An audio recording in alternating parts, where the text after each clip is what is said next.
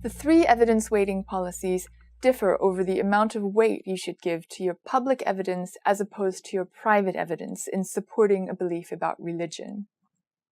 Your private evidence is anything which the other person can't agree with because of her own beliefs about religion. So suppose, for example, that you believe in God, whereas your interlocutor is an atheist, and suppose that you had a religious experience in which God seemed to be present to you. So your experience is private evidence for you, because the other person will think that that experience must have been non-veridical, like a mirage. God couldn't really have been present.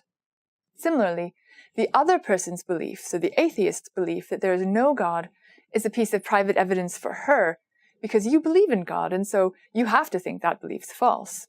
So your public evidence, on the other hand, is everything else, everything that's not private. Everyday perceptual seemings that both of you are entitled to think are veridical, including experiences of the weather, of suffering, of any beliefs that don't have explicitly religious content. So what is it to say that one type of evidence weighs more heavily than the other? It just means that that one type of evidence tends to have a higher impact on the probability of a belief about religion, that it's a better indicator of whether that belief is true or false. For example, seeing raindrops usually weighs more heavily on the topic of whether it's raining than thinking that you vaguely remember the meteorologist predicting rain. Okay, so that's evidence and evidence weighting. Here's the first evidence weighting policy. It says that public evidence should get greater weight than private evidence, all else equal. So formally, I'm calling it publicism for this reason, and it says, in order for a belief about religious matters to be evidence proportioned, the subset of public evidence in an agent's set of total evidence should, all else equal, be accorded greater weight than the subset of private evidence. Publicists, people who hold this view, want to make sure that religious beliefs are as objective as possible, and their way of doing this is to say that it's good to hold them on the basis of considerations which as many people as possible can sign up to.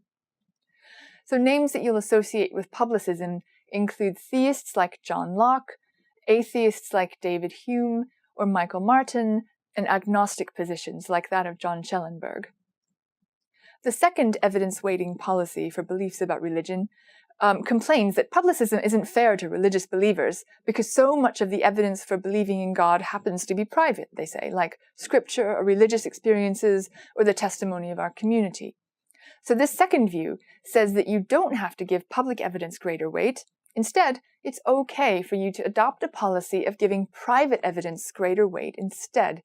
And so I'm going to call the second view privatism. And that says this.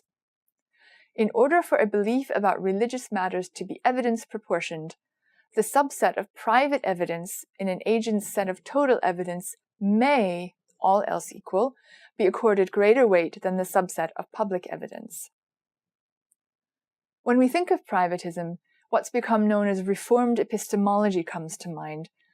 And here we think of theist philosophers primarily, like Alvin Plantinga, William Alston, and Nicholas Walterstorff. The third view about weighting evidence for religious beliefs tries to find a middle ground between the others. It thinks that both kinds of evidence are equally important, and so says that they should both be weighted equally. And so for this reason, I'm calling it egalitarianism. And this view says the following. In order for a belief about religious matters to be evidence proportioned, the subsets of an agent's public evidence and of her private evidence should, all else equal, be accorded roughly equal weight. So names that you'll associate with egalitarianism include the theist philosophers like Richard Swinburne and John Greco. Let me call your attention to one thing about these three policies. Each one of them has an all else equal clause.